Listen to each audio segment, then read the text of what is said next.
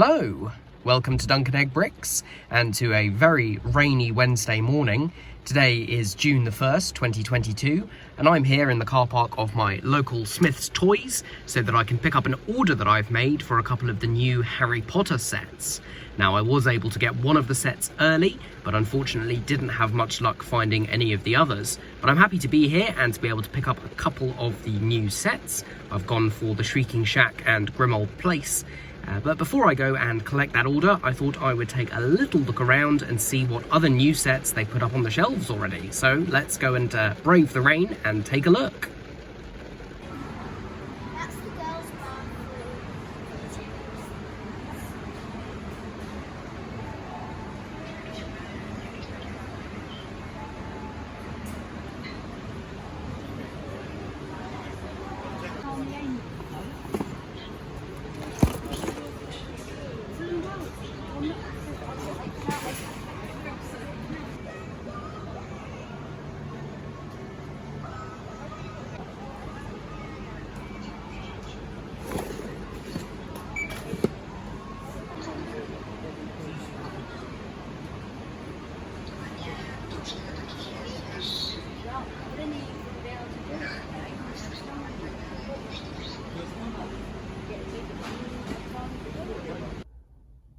And there we go, that's the order collected. Got two sets. Decided to go for this one as it's, I believe, exclusive to Smith's, obviously, and Lego.com. And then the Shrieking Shack because I really wanted to get my hands on this. I did have the original one that came out in 2004. I don't have that built up, but it would be interesting at least to compare the details. In terms of new sets, they seem to have pretty much everything. The only thing that I was looking out for, not necessarily to buy, but just to have a look at, was the Viking Longship, and they didn't seem to have that, but saw pretty much everything else. Right, let's get home and start building, and I think we're going to start with this one. So yeah, it's a little bit later than I planned when I'm filming this. The first part of this video was filmed on the 1st of June, and it's now the 15th of June, so we are 2 weeks later. I did actually build both this set and the Shrieking Shack on the day that I got them, and have been mucking about with them ever since, but never quite got round to doing the reviews. I've gone over that very briefly in my previous video. No massive reason for it, but I'm back on track now and ready to take a look at the set. So here in front of us we have got set number 76408, 12 Grimmauld Place. Although, to be specific, we've actually got numbers 11 and 13, and I'm sure it won't be any surprise to anybody who has already seen any images of this set if we grab the lampposts on either side and pull, forward slides number 12. So yeah, first impressions, really good. You can see I've got some of the minifigs that come with the set lined up on the top, so I think we should go and have a look at those first. We get 9 figures and 1 animal in this set. I thought I'd start off with 2 of probably the most boring figures, not to say that they're bad or anything. On the left we've got Harry and on the right we've got Ron. They use pretty familiar face prints, although I believe that's a new torso print for Ron on the right, and if it's not new for Harry on the left, then it's very similar to a previous one. No printing on the legs for either of them, and similar double-sided expressions. The one new thing that we do get here is this new way of doing a broomstick. So this is actually 2 parts, one old, which is this aerial piece, which we've been getting for a long time now, and the other is this smaller broom bristle piece, which has an anti-stud on the bottom and a stud on the top, if I can just get it to focus. Come on, there we go, stud on the top, which the aerial just fixes onto. I don't really know what to think. They definitely look better than the old style brooms, which are all one piece, but functionally they're not really any better in terms of making it look like the characters are riding the brooms, so I can take it or leave it. I think it's absolutely fine to mix the two, and at least with this we get a little bit more colour variation. There are 2 other brooms in the set. So let's move on to a couple of characters which are much more interesting. It wouldn't really be 12 Grimmauld Place without its permanent residents. On the left we have Sirius Black, and on the right we have Creature the House Elf. Now, Sirius is not a brand new minifig. We have had that face print and that hairpiece before, but what's new about him is that he's actually in civilian clothes, or muggle clothes, I suppose you could call them, rather than his tatty prison robes. And believe it or not, this is the first time we're getting a version of him that comes in just regular clothes, and I think it looks really, really nice. It's an olive green jacket, and that continues down onto his legs with a bit of printing, only on the front. Other than that, the legs are black. Does have a printed belt. Nice detailing overall. It's the same head that we've had for a while, so a sort of kinder expression on one side and then a very angry expression on the other. This is old Luke Skywalker's hair in a dark brown, which looks great. Also comes with a wand for the first time, I believe. And then on the right, we have got our newest house elf. This is Creature. Brand new head mould with a more downturned nose and ears.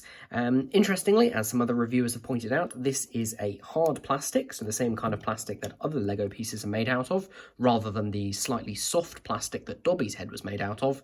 No idea why they've decided to change it. Does mean that the ears are a little bit pointier, and I suppose possibly more prone to being snapped off, but I can't see that being a massive problem. The printing looks pretty good for Creature. The one miss, I would say, is that he doesn't actually have a printed mouth. Maybe that would have been a very difficult area to print. You can see it's just under the nose. But I do think it's a little bit odd that given that Dobby has a completely printed face, they have gone for a non-printed mouth there. But other than that, looks good. The flesh tone printing on his torso is not fantastic because it's printed against dark bluish grey, but the detailing looks nice with his sort of ratty pillowcase or whatever it actually is. One nice thing to include would have been dual moulded legs, as they have done with Dobby, just so that you can see he's barefoot, but that's not the biggest deal in the world. He comes with an umbrella as an accessory. As Grimmauld Place is the headquarters of the Order of the Phoenix, we of course need some members of the Order, so we get Kingsley Shacklebolt here and Nymphadora Tonks. These are both new minifigs, although they do reuse a couple of different parts. Kingsley uses the same hat that the CMF Series 2 figure had, although this time it's unprinted, unfortunately. I've got the Series 2 CMF here, who has some really great printing around that hat. It's such a shame that it's missing. One thing I don't really miss is this fabric robe piece. It's never really sat flat, unfortunately, and if you do flap it up or take it off, his robe printing underneath is not particularly detailed. The new one has a different base colour of blue, and those kind of tassels or cloak pieces are actually printed on, so I think I prefer that. So a combination of that with the old one's hat would look really nice. Also comes with one of the newer style brooms, this time with a black aerial and a tan coloured bristle section. Tonks comes with the same combination of parts that Harry does.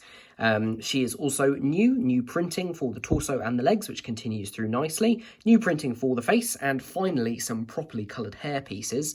The previous version of this character we had came from the Burrow set, and admittedly in that film she does have darker coloured hair, but it's such a shame not to have some brightly coloured hair. So we get a hairpiece in red and also a spare hairpiece in medium lavender, so that's really nice to be able to swap those around. If I turn them round though, there's also one other feature, which is that she has got an alternate face, and she has the pig snout version, as can be seen in the scene where she's showing off her Metamorphmagus skills to the others at the dining table, so that's great. There's also been a couple of leaks of an upcoming advent calendar minifig, which may have the duck bill as well, so it's nice to get some variety. Let's put the lavender hair back on her, and you can just see how that frames up her face. Same hairpiece, just different colours. Kingsley does not have an alternate face because of the hat that he's wearing. Fred and George Weasley look good. They have identical legs and prints for their torsos. They use the same headpieces that they used in Diagon Alley, so that means they are double-sided, so you get 4 expressions for a set of twins, which is great. So you've got those 2 expressions on one side and those on the other. Not much else to say about them, apart from the hair pieces that they come with, which are just the standard ones we've seen on them a couple of times. Right, just a couple of figures left. Now, I deliberately said figures and not minifigures, because we only have one of those left, and that's Molly Weasley. She has the same hair and face print, which was actually Helga Hufflepuff's in the first place, but looks decent. But she has a completely new torso and leg print. It's on a bright light orange base with these kind of flower patterns all around. It looks pretty nice. It's a shame not to get another one of her with a skirt piece, but this does enable her to sit down, which makes sense when we take a look inside the set. The other character that we get is Crookshanks the cat, and I have to say, this is one that I'm actually disappointed with. It might not be immediately obvious. Let me remove Mrs. Weasley so the light shines on Crookshanks.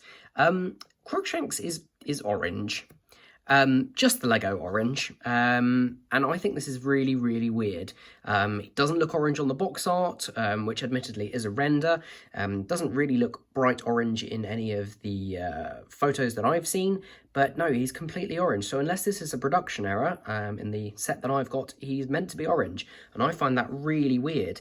The other time that we've got Crookshanks, he was in a medium nougat base coat. And I think that, or dark orange, makes a much better version for a tabby cat. Or not a tabby cat, sorry, that would be completely wrong. For a ginger cat. Crookshanks is meant to be a ginger cat. So yeah, I find it a bit bizarre that they've gone with orange. For instance, I've got a part of a little mock type thing I'm working on now. This is a plane using orange parts in that kind of Arctic theme, and you can see the colour is identical. It's really, really bizarre. I can take or leave the cat mould. It's not particularly accurate for Crookshanks, but I do prefer it to the sort of pouncing cat mould, which is a bit of an older one. I think it might actually be a Belleville hangover. Ignoring the colour, the printing is pretty decent. He looks very angry, which I don't know if Crookshanks is meant to look angry, but yeah, it's all right. A little patch of fur on his front as well, other than that, unprinted. Right, I've spent far too much time talking about an orange cat, so let's go ahead and take a look at the main build. As I showed you before, the main and exciting feature of this set is the fact that it does expand so that number 12 can actually appear in the middle. This is a really clever function, beautifully designed, and has worked pretty much flawlessly. Obviously, if you start grabbing bits up here, things are going to fall off. The connections are actually at this height and at the kind of base level, so if you just hold it by the sides, the street lamps are actually anchored at the top as well. They do make perfect handles. These line up just here for these doorways, which are actually just window panes with stickers on them, so you can't open them, but that does have a reason inside. And then we just pull this open, slides forward. Number 12 then matches up with the stairs.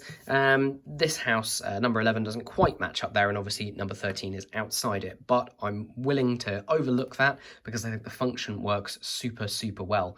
The detailing does look nice. It does get a bit repetitive when you've got to basically build the same thing 3 times, although it does have different colorways in the middle.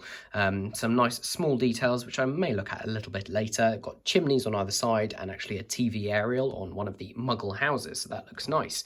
I also like these wrought iron details on the first floor, as we call it here in the UK. Right, let's actually flip this around and get some more details looked at. So starting at the bottom, you can see this is how the function works. You've got these pieces here, which I think originally were used for sort of tippers or diggers, but they work great. They're Technic parts, and yeah, you can either push and pull this middle section and it will pull the outer bits in, or it's actually probably better to do it like that. But you can see how well that fits in. These wedge plates here almost touch there, and as they pull out, that goes forward. So yeah, great function, very simple to put together. I don't think you'll be making any super detrimental mistakes straight away. But anyway, starting from the bottom, we have got the kitchen. This is obviously an important place. This is where the meetings for the Order take place, also the place where Harry arrives in the Order of the Phoenix film. We've got the table down the centre. We've got a tile here with a print on it saying the boy who lies. At least it does when the camera focuses on it. It's being silly at the moment. There we go, the boy who lies, Daily Prophet, so that's nice to get. Don't think I've actually had one of those before.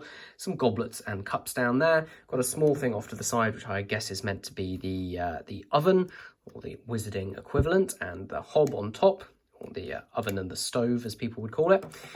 We've got some small chairs. They don't really come off. There's a couple of jumper plates over there that you can stand figures on. There's also a small representation of a dresser there, if it will focus, with some regular mugs in white. And then over on each side, we've got a little bit of detail. Over here, we've actually got Creature's little hideaway. So that's just a door frame, and that's one of the reasons for the window panel on the back there rather than another door. So you can actually just stand the Creature minifig inside there.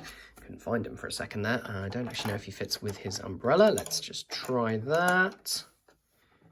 Just about. He probably can't do with his umbrella. But anyway, you can pop him in there. That's his little cupboard that he hides under. Meant to be the cupboard under the boiler, I think.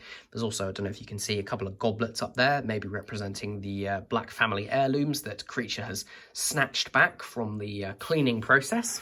And then over on the other side, we've got a representation of the Troll's Leg umbrella stand, which is a lovely gory detail, which does feature in the films, although it's never commented on. And then a little side table there with a lamp with a lampshade. And actually, as a sticker on the back there, this is on the other side of the window panel that the front door is on. We've got some curtains covering a portrait, and that'll be the portrait of Mrs. Black. So that's Sirius's mother, and in the books at least, she's described as screaming at the occupants of the house if there's too much noise made in the hallway, and screaming all sorts of obscenities about the way in which her house is being used. But thankfully, that's not going to happen in this set. I like the way they've added some details to the functional parts just here, and these again will slide out of the way and get tucked down the side, so it's really nice. The one disadvantage with the function is the fact that the floors, you can see starting down on the ground floor and going all the way up, have to be these wedge shapes. They are just one big wedge plate, so they're nice and strong, but it does mean that you lose out on kind of half the floor space there. I did take a look at possibly adding some corresponding wedge plates here. They would work with the system, but when you close everything up like that, they would stick out to the sides. So I'm kind of weighing up in my mind what I care about more, whether I'd like the interior to look better or whether I'm more worried about how it looks like this. The other solution would of course be to expand this with maybe another line of windows or something like that, just to disguise it. But I understand why the designers didn't go for that when they were creating this. Oh, out comes Creature. Let's put him to one side. So up on the first floor, in the middle, we've got a piano. This is a nice little build. It doesn't take up a huge amount of space. Don't know how easy it's going to be to get out. Probably not too... Oh, actually, it came out in one piece. Yeah, it's just a different kind of build. It uses two of the 1x2 printed keyboard tiles. And there's actually a old Star Wars print there. God, I can remember getting those in sets from 1999 there, which I think is representing a radio and a lamp on the side there. Even though this set is based on Order of the Phoenix, this is really taking inspiration from the Deathly Hallows film, so part 1, where Hermione's teaching Ron to play the piano. And amusingly, because there's no Hermione in this set, they have a picture on the box of Crookshanks teaching Ron how to play the piano, which I guess is good enough. I don't know if you're going to be able to see it, but there are quite a few portraits scattered throughout. So there's one there, one on the other side. You can just about make out a figure there. They're just scattered all over the place just to add a little bit of colour, which I think is really nice. Over here, we've got a small armchair, not too detailed. And then over here, we have got the Black family tapestry. So this is two very large stickers on 1x6 by 5 panel pieces. But I do think they look good. Got to just take care to make sure they're lined up. Mine's not quite there, but I tried my best. This has got a great representation of the family. It doesn't have names underneath the individual family members, but it is fairly obvious who is who. Like you can see Bellatrix over here with her fancy hair, which probably makes this Sirius just here being blasted off the tapestry. So that also looks good. And then moving up one floor further, we've got a central section here. I'm not quite sure what this represents. You've got a couple of skulls under sort of bell jars, a candle at the back, a couple more portraits there. It's mainly just space to pose figures, I think. I suppose you could also look at it as one of the rooms that needs to be cleared out.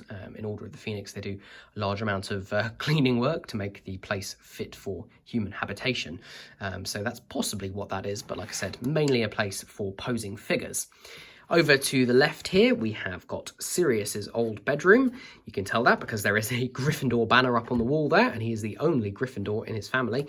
And then we've got a small bed build there with one of these foot holder pieces at the end, so you can place a minifig down there. We've also got some tan coloured bats, and I think they're new in that colour. I believe what they're meant to represent is bat skeletons. I'm not sure I'm 100% getting that from this, but I appreciate what they're going for, and I don't begrudge them that too much. And then over on the other side, we have got Sirius's brother Regulus's bedroom. At least I'm going to assume it's that. It's not immediately obvious. However, there is one giveaway, and that is a little detail hidden above here. This is a print on a 1x1 round tile, which also comes in another set in this wave, and that is a print of Slytherin's locket. So I'll just focus on that. So yeah, they've got that tiny little serpentine S with the details around it, which looks really good. It's so nice to get one of the Horcruxes represented as a physical piece. Obviously, we get the diary, but up until now, I think most of the rest of them have been done either as prints on characters or just not represented at all. So it's cool to get that. You do get a spare, as you would expect. That also does come in the Ministry of Magic set, and I've just dropped it on the floor, so obviously I'm not too worried about Horcruxes. But anyway, yeah, that is pretty much all the details there. There's just one last thing, which I think is such a fun detail, and that is this over here. Now, it's not actually meant to go up here. I've just pinned it up here as a way of keeping it safe. Now, this is one of these sort of, not sure what to call them, whether they're wires or whether they're zip lines, one of these flexible rubber pieces with this kind of attachment on the end. And on the other end is one of these holder pieces in the same matching medium nougat colour, and then a 1x1 round tile in the light flesh colour, and on it, it's not immediately obvious, but that's an ear, or it's meant to be an ear anyway. So this is an extendable ear, which they do feature very briefly in the films. They go into more detail in the book. It's exactly what it sounds like. You listen at this end drops down and listens to conversations going on. And it is long enough that you can have a character holding it up here on the top floor, and it dangles down below, and they can hear what's going on in secret meetings in the kitchen down below. So that's a fun little detail. It's very random, but it's a nice thing to have, a nice detail. What I, excuse me, what I actually did was I just used a spare too long bar that I had just here, and used that to just fix that in place just so it doesn't get lost. You may have seen me while I was moving the set around, dislodging some of the upper floors. That's actually because this side and this side can just come off. They use a similar sort of structure to the Hogwarts sets with these modified 1x4 tiles or plates with just 2 studs. So these can come off easily. Don't really know why you'd want that other than to get a slightly better look down on the bottom floor. Yeah, I don't really know, but it's a feature. I may change it so that everything is fixed in place. So there we go. That is pretty much it for set number 76408, 12 Grimmauld Place. It's a little bit on the expensive side, I have to say. It was £115 here in the UK, give or take a penny, and I think that's a little bit overpriced, considering this has about the same number of pieces as the Burrow, which I would say actually feels busier. It feels like you get more for your money, and that was only £90 a couple of years ago. So yeah, Lego's prices are definitely still creeping up and up and up, as are a lot of things at the moment, unfortunately. But I do think that it is a very nice model. Maybe a little bit smaller in person, but I do understand why there were lots of pieces put into the transforming feature, and I think that really was essential. I think it would have been so disappointing if it was just static like this, and just having that little function to be able to put it away like that. Honestly, if you just had the camera lined up like this, or you were looking at it like this, you really wouldn't know that there was anything there. So yeah, it's a really fun feature, a good selection of minifigs. So I think if you can get it at a bit of a discount, then definitely go for it. And otherwise, I would still recommend it. But yeah, just be wary. It's not the best value set out there. Thank you very much for watching. Thank you for your patience in me getting this review out. It has taken me a little bit longer than I expected. If you've enjoyed, please leave a comment down below. Let me know what you think about this set. Leave the video a like. And if you want to support me, there are a couple of links in the description to my Patreon and also to my Lego affiliate link, which you can use, and that'll help me out. And hopefully I will see you a little bit sooner than I did this time. And until then, have a good one.